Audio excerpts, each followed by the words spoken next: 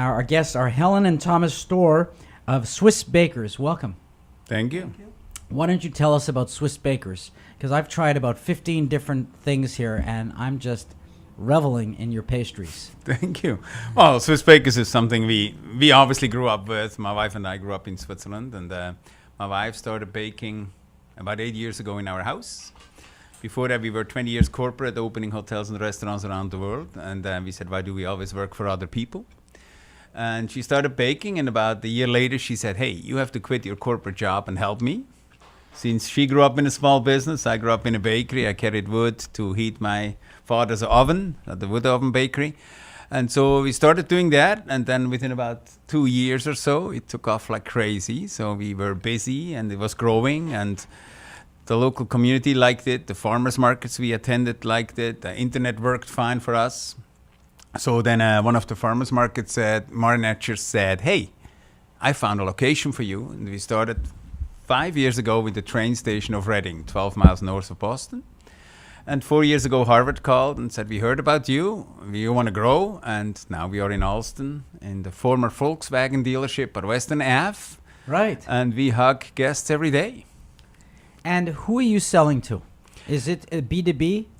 No, as well, yeah. So we have 3 revenue channels. One is mainly catering is our focus because we cater the Swiss experience. So we can bring Switzerland to your home or to your corporate offices. Outstanding. Well, then my wife owns an event planning business. I'm sure she's going to be interested. Here we go. And then we have the wholesale part is the smallest part because we do not have a huge factory. We have a big space for a bakery.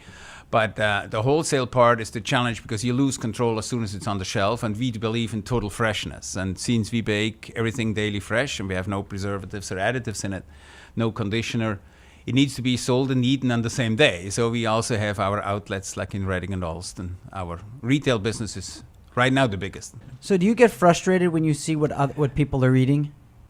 Yeah, I don't know if frustrated is the right word. It's maybe a little bit concerned that where we grew up, we never heard anything about allergies. And here you hear often guests say, hey, what is the sugar content or whatever? Right. And are there nuts involved or whatever? And we say, well, we work with almonds and walnuts and hazelnuts, but that's it.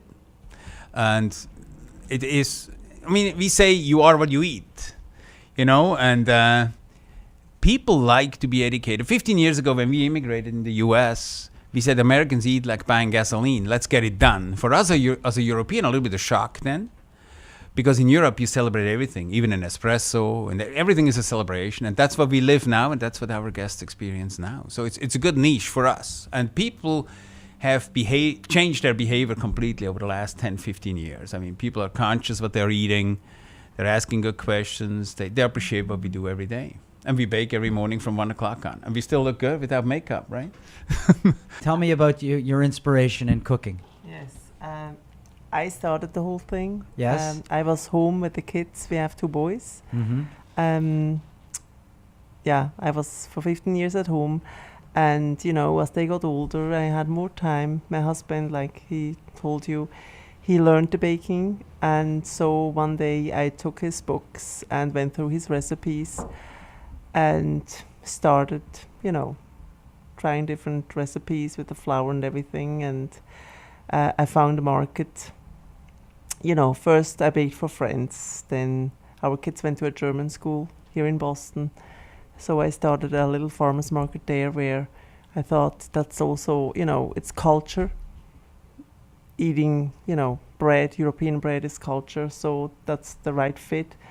And everybody was so excited. So I said, maybe I should try that. So my first farmers market I started was in Lexington. If I were to see Swissbakers in a year or so, or 2 years from now, would it look any different?